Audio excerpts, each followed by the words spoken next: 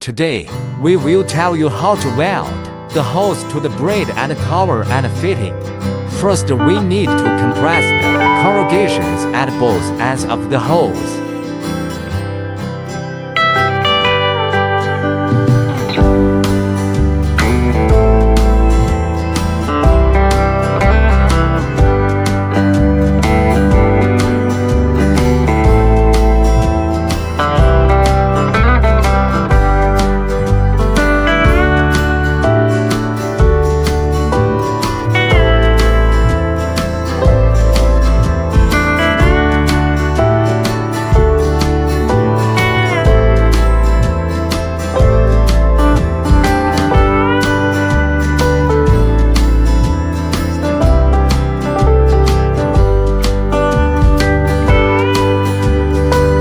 Step 2. Trim the collar, neck ring.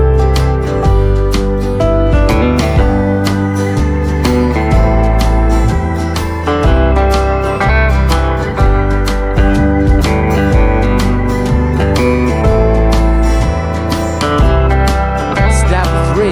Flatten the hose and add burrs.